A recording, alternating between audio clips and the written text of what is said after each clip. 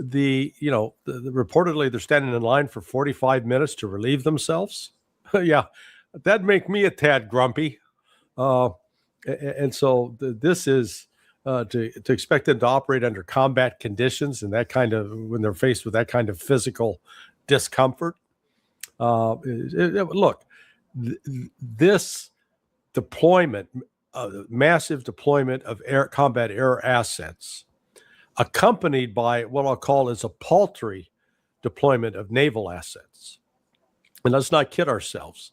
When we conducted Operation Rough Rider a year ago in March in Yemen in the Red Sea, we had 2 aircraft carriers there with 5 other support ships. Until the Gerald Ford was limping into the Mediterranean, you only had 1 aircraft carrier with 3 support ships, and it was staying 1,000 miles offshore because it was afraid of getting blown up. We actually learned why all of this was being done yesterday, or from the day before, in that interview that Steve Witkoff did with Laura Trump on Fox News, in which he was saying, God, why aren't these Iranians capitulating? We've shown up with all this military force. It turns out there was no plan for attack. And I missed the signal. I should have talked about it earlier. But you're not going to have an attack on Iran until you start seeing the embassies getting rid of non-essential personnel and or closing. We've only seen that in Lebanon right now. But Baghdad's still intact, Riyadh in Saudi Arabia, in Qatar, Doha, in Dubai, the United Arab, none of those have been drawn down. So there's not an attack imminent yet. The second thing is the lack of NOTAMs, what are called notices for air missions. That's not happening. So this was really intended as a show of force to try to coerce the Iranians into giving up, because the United States has been believing its own lies about what the conditions are in Iran. They really believed that the government was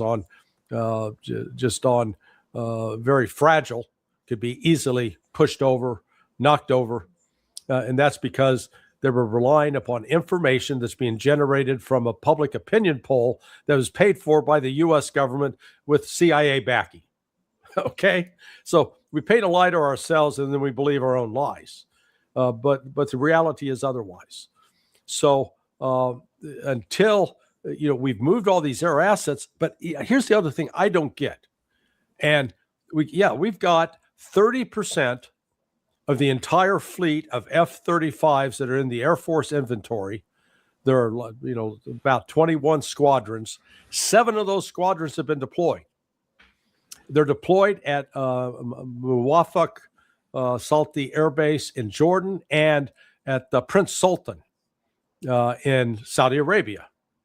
Do you know offhand what the distance is from Prince Sultan Airport to Tehran? That's 900 miles.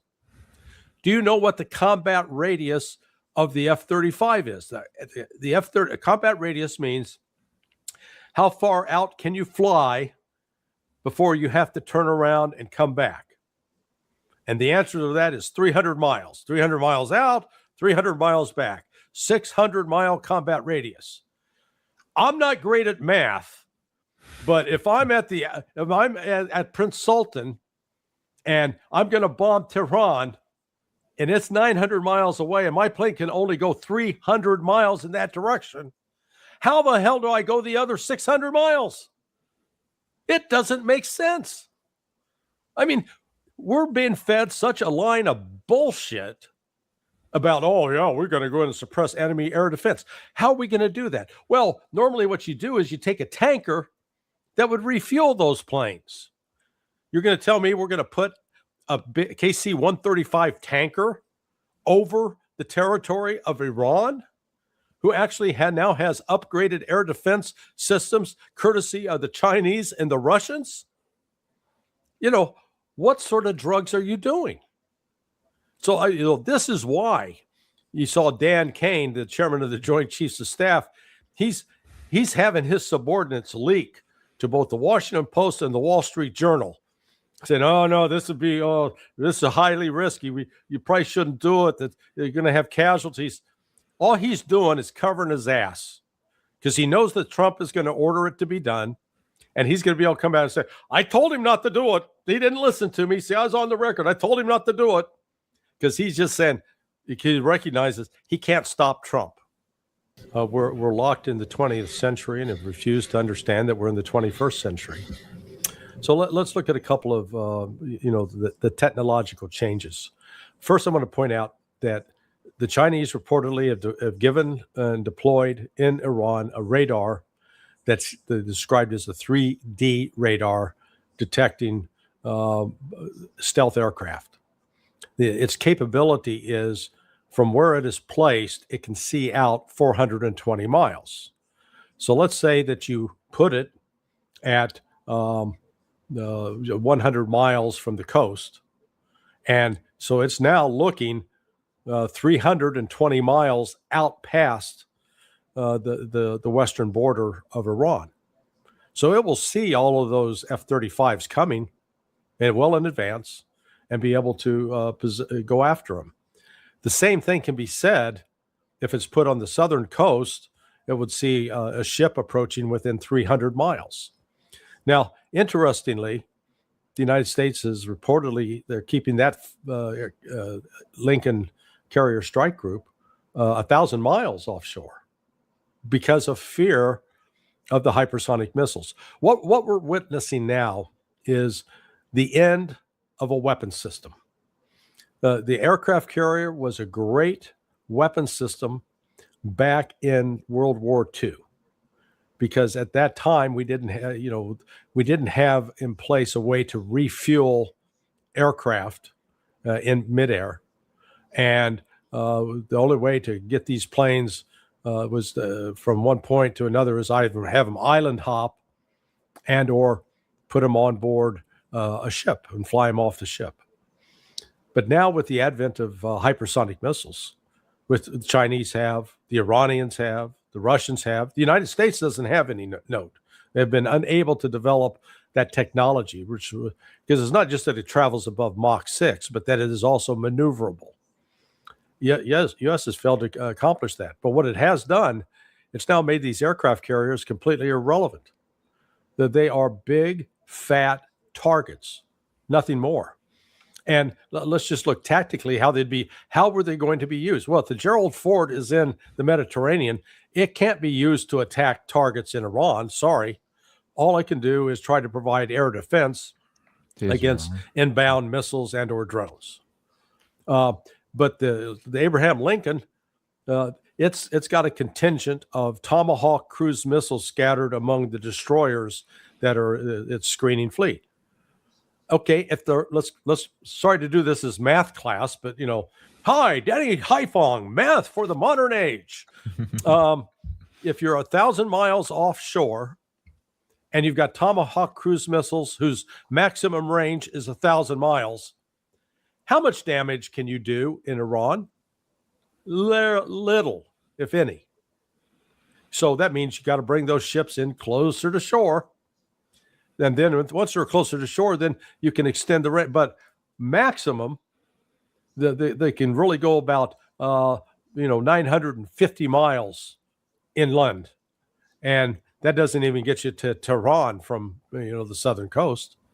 So not all of the prime targets, both nuclear, ballistic missile, are on the coastal areas. They're in the interior, really beyond the reach of all these weapon systems we've said.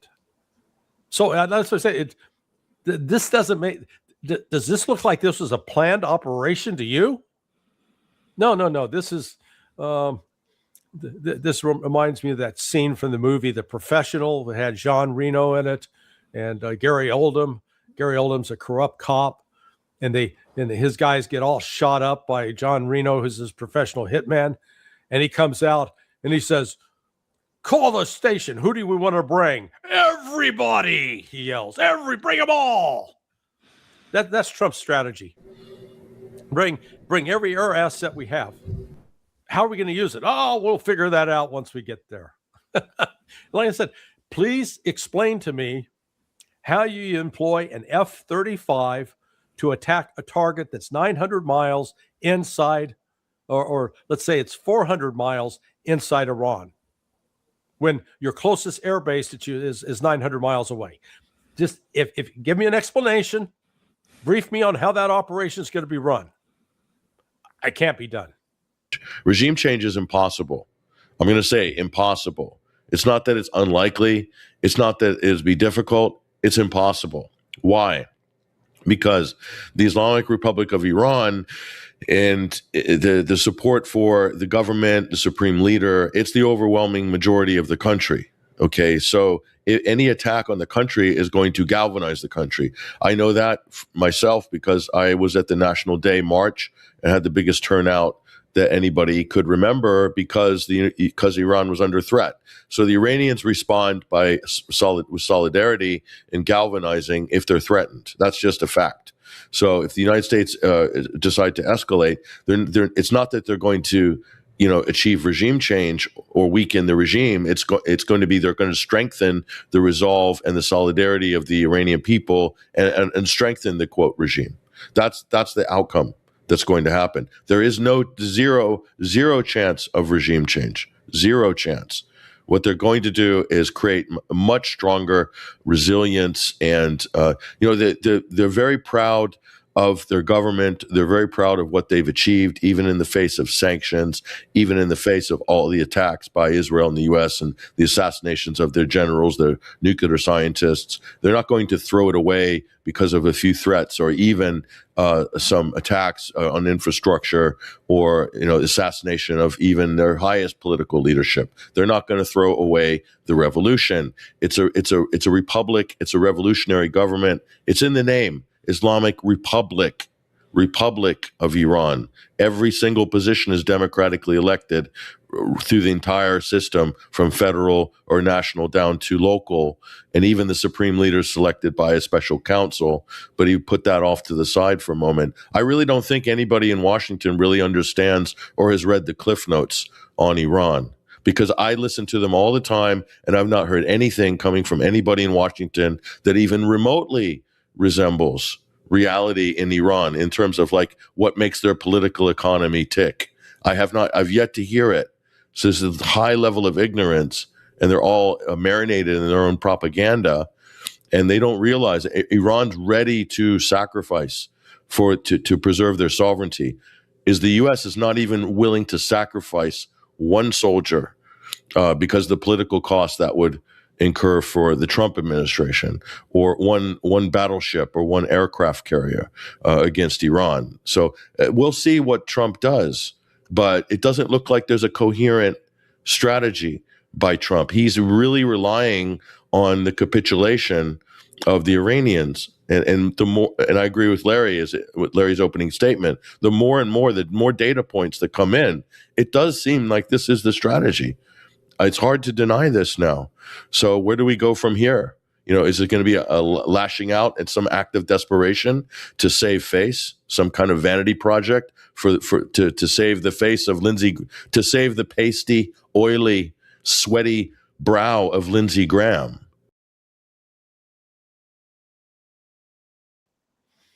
June 13th, all of a sudden, a surprise attack out of the blue, and the murder of men, women, and children by Israel with the help of the United States, and then the United States helping carry out further attacks. That had the same effect in Iran. That's exactly what Patrick was talking about. And all of a sudden, they came together in a way they never had before.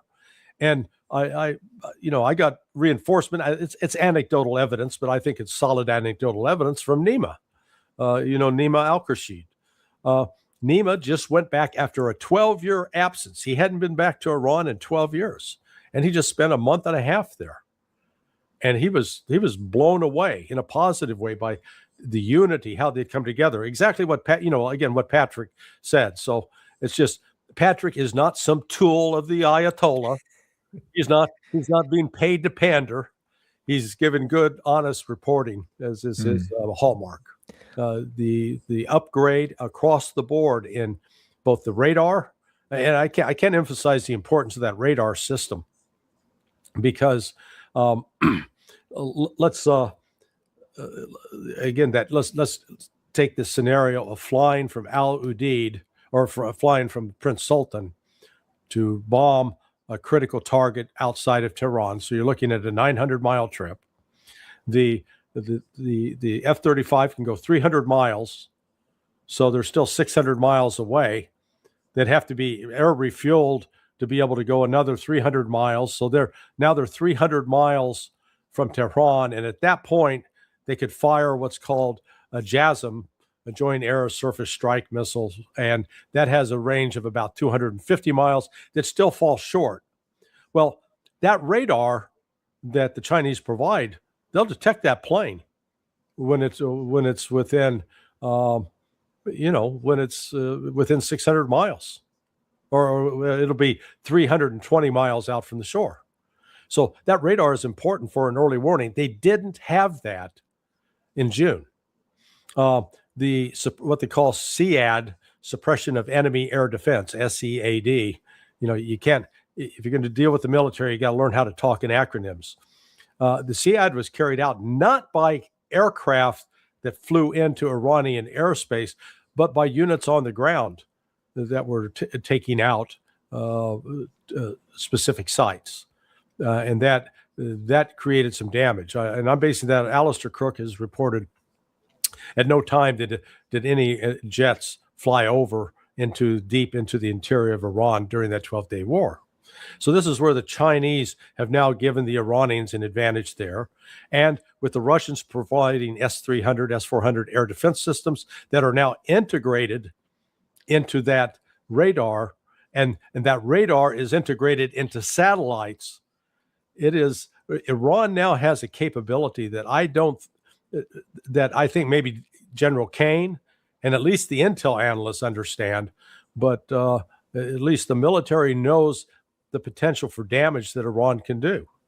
And so this is where what we've seen with China and Russia on this is, it's a game changer, because notice they signed a trilateral security agreement on January 29th. You think that was just a coincidence? That comes after, two and a half weeks after the failed attempt to launch a color revolution. CIA's assets and knowledge on the ground is probably not great in Iran. Maybe it was before. I had the distinct pleasure as a U.S. taxpayer to inspect the CIA skiff rooms at the former U.S. Embassy in Tehran, which they've rebranded to the Den of Espionage. So the Iranians are the master trollers, masters of memes. And so I managed to see all the shredded documents all put back together. If they had internet back then, they would have all been dumped online like the Epstein files. But so I think that I think personally it's a little bit wishful thinking to think that keeping sanctions on and strangling the country and continuously threatening Iran is going to promote regime change at this point. So on the military side, back to that point, I did get the distinct, and I did inquire a lot about China and Russia assistance there, and it didn't seem like they were desperate, or they're prepared to basically fight on their own and go it alone. Obviously, any assistance that they get, I'm sure it's welcome, provided they can integrate it into the systems they have. But Iran has a bona fide space program. They have multi-stage rockets. I saw a demonstration of their satellite painting targets around the Persian Gulf. They have their own proprietary algorithms. They have their own proprietary GPS equivalents, which they can also interface with the Chinese Baidu systems as well. They're very advanced in terms of communications and jamming and intercept electronic warfare. I saw the U.S. drone. I ran my hands over the wing of the U.S. drone that was downed, I believe, under Barack Obama's administration in mint condition. They intercepted the uplink, and captured it, and then took control of the U.S. drone. They've done that twice. So Obama asked. They got a call from Obama after that, saying, "Can we have that back, please?" And that was kind of a joke on the Iranian end. But so to think that they are capable in terms of drones and various types of drones. They have all sorts of different versions of Shahed drones, many different versions of cruise missiles, the Pave cruise missile. They have something equivalent to a U.S. Tomahawk. And in terms of missiles, they have such a wide array. And again, this is coordinated with proprietary satellite capabilities as well. And so they have basically everything they need in their array to defend themselves. And it's so interesting that Iran never invested a lot in manned fighter jets, having a massive fleet of manned fighters. They made that decision many, many years ago to put their limited resources because of sanctions into something more practical. And so they decided they're going to go all in on drones and missiles and also air defense. And I think this investment and this foresight on the part of the Iranians, I think it's been a good strategy considering the limited resources they have. And so much so, if you think about it, the British made a statement. How true it is remains to be seen, but that they won't allow the facilities in Diego Garcia to be used to launch an attack on Iran. Why? Because they know full well, the British know that Iran have the capability in terms of intermediate range missiles to hit those facilities if they're being implicated in a war of aggression against them. So the British know this. This is why they've issued that statement. And it's not only because of Diego Garcia and the Chagos Islands, it's because of Cyprus, because Cyprus will be absolutely pivotal. The U.S. and the British bases there, RAF Akrotiri, that will be pivotal for providing a safe haven for Israeli F-35s should Nevatim and other facilities come under attack. It's also an escape hatch for the Israeli political elites as well. And that's going to be on the table. Article 5 doesn't mean anything NATO-wise. Cyprus is a NATO country. If Iran decides to attack Cyprus, it's neither here nor there because the U.S. has already launched an unprovoked war of choice against Iran. So to think that there's going to be some Article 5 case and the entirety of NATO is going to pile in on Iran, I don't think that's going to happen because, again, to my initial point, U.S. this is all instigated by the United States and Israel. They are the instigators in this conflict. This is a, quote, war of choice. This is an unprovoked, undeclared war of aggression. It's in violation of every single international law and convention, and it's against the U.S. It's against U.S. law as well. So Cyprus will become a collateral damage if they decide to go forward. And the last thing I'll say, that there's a huge risk the longer our U.S. naval assets are loitering, the higher there's a risk of a false flag attack. That is not a hyperbolic statement. We're talking about Israel. They have form in this regard. They have carried out false flags before against the United States, against naval assets during a major conflict in order to blame it on another country. In this case, they'll try to blame it on Iran. In 1967, with the U.S. Liberty, they tried to blame it on Egypt. They will do Israel if they're desperate enough and Trump's not moving quick enough. Let me tell you, that's a huge risk, and I would not discount that.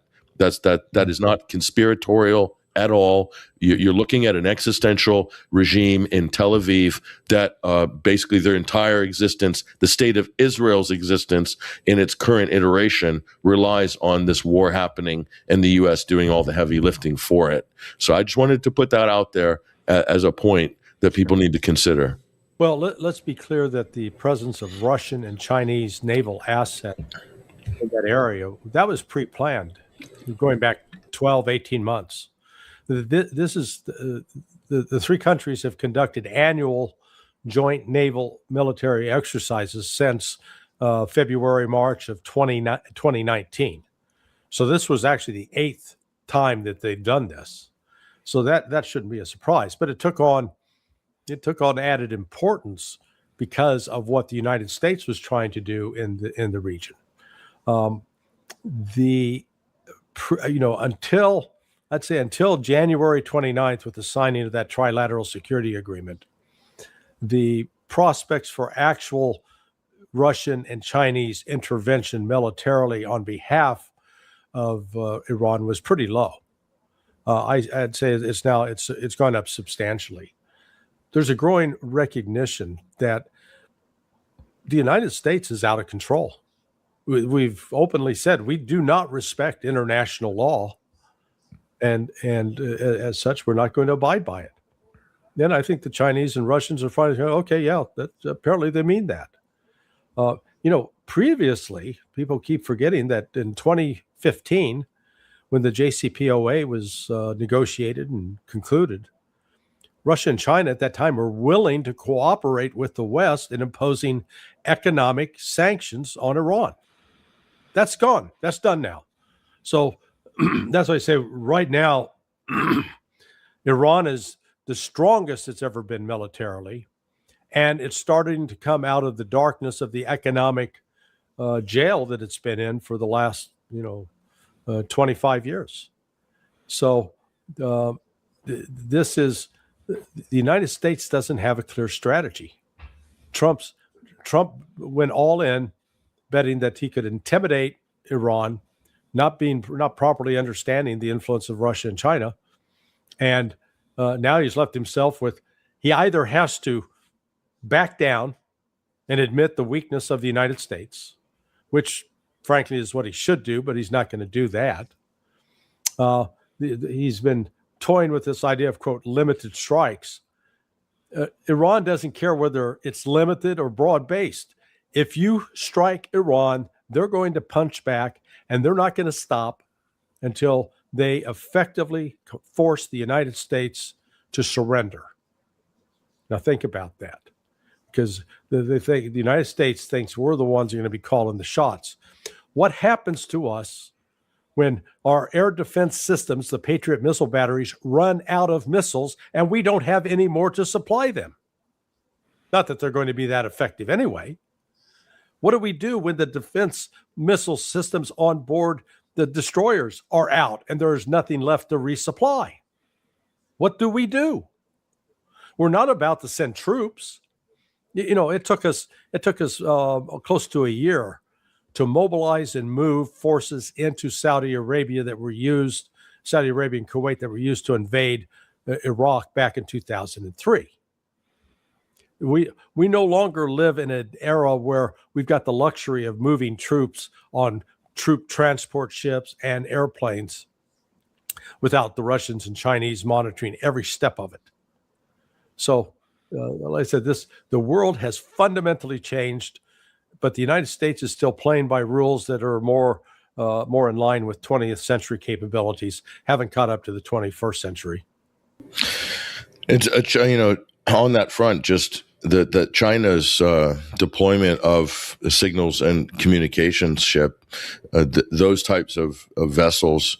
I mean, if the U.S. is going into operational mode, then they're exposing a lot of their electronic and military profile by having Russia and China present in the near vicinity. I mean, that's also, I think, a strategic liability for the U.S. I mean, have they thought these things through? Because all these things do matter. So that's just one example there. And to Larry's point, Iran has the volume of drones to overwhelm any U.S. ships and empty out their arsenal and their supplies in a very short space of time. And then they can follow up with a second wave of cruise missiles. Just to give you an idea, for the U.S. to produce one Tomahawk cruise missile, it costs between $1 and $2 million U.S. dollars each. The equivalent cruise missile for the Iranians to produce is by orders of magnitude less, probably something along the cost of a Ferrari, or maybe $50,000 or something like that. It's literally a fraction of the cost that comparably it performs the same function. So this is Iran in their home, on their home turf. They have huge advantages in terms of resourcing, strategic depth, being able to deploy, being able to maneuver and reposition. The United States the United States has overwhelming firepower. There's no doubt about that. But to think that they're going to do this and carry this out and remain unscathed through the process, I don't think that's a reasonable assumption on the American part. Maybe you starting to see some military people that are articulating that. In terms of the other countries that have also expressed concern about this, Pakistan being extremely important in this regard. So whether Pakistan and to what degree they could assist Iran, they can assist them on a number of fronts. So in terms of intelligence, in terms of signals intelligence, lots of different things. So that's another asset for Iran. On the other side, Afghanistan is regarded as a hostile country now for Iran, and Azerbaijan is flirting, with disaster by playing this role that they've allowed themselves to be co-opted into by the U.S. and Israel, as we saw in the previous attacks, and that's ultimately a destabilizing factor potentially for the region. So that means Russia is very interested in the outcome of this particular situation, and certainly this isn't something that Russia is going to be very happy about, having Azerbaijan become a militarized tool of the United States and its allies. So there are a lot of unanswered questions, but I think some of those unanswered questions are going to get answered even through this process of posturing and threats by the United States. And I think ultimately this is going to change the orientation of the Gulf countries for the most part, not necessarily in favor of Iran, but more skeptical and more guarded against Israel and the United States. And the last thing I will say is that there's no way the United States and Israel are going to be able to contain counterstrikes by Yemen, by Ansar Allah, if this thing escalates. There's all sorts of things that the Yemenis can throw at Israel and also throw at U.S. targets. And the U.S. already declared war against Yemen, so Yemen reserves the right to retaliate at any time infinitum against the United States for what they've done to Yemen over the last 12 months. So there's that, plus the Hashd al-Shabi in Iraq as an example. And also we can't discount Hezbollah. If this escalates and Israel becomes involved, then invariably it's possible that Hezbollah could become involved as well, as they have nothing to lose, and they could provide an irritant for Israel. And the defense of Israel is very delicate, and it relies on total coordination with the United States on every single conceivable level. So it's a delicate balance that the U.S. and Israel are trying to orchestrate here. Yeah, no, there's just a gross, Patrick said it best earlier, the gross ignorance in the policymaking circles about Iran, all predicated on a number of assumptions that have basically been, we've created ourselves, a narrative that is not based in reality. Like, as I pointed it out, the big lie about Iran being the major sponsor of terrorism. In fact, Danny, what I appreciate, I published on Countercurrents yesterday. I've got a new video out, just me explaining what the three big lies are about Iran. Number one, that they're the number one sponsor of terrorism in the world. Absolutely not true. That Hamas and Hezbollah are major actors on the terrorist front. Not true. And third, that the majority of the Iranian population wants to get rid of the Islamic Republic. Not true. But we keep telling those lies to ourselves. Yeah. And as a consequence of that, we make policy choices that ultimately, when all is said and done, is going to damage us severely and hurt us. There's not, they can't make that clear case against Iran. And as Larry rightly pointed out, the lies that underpin the whole reason for demonizing Iran, that Iran is the number one state sponsor of terror in the world, is just complete and total BS. And they're not. I can't see where they are sponsoring any terror in the world. The United States sponsors the MEK, which is a terrorist group, which is deployed against Iran. Okay, they're based in Albania.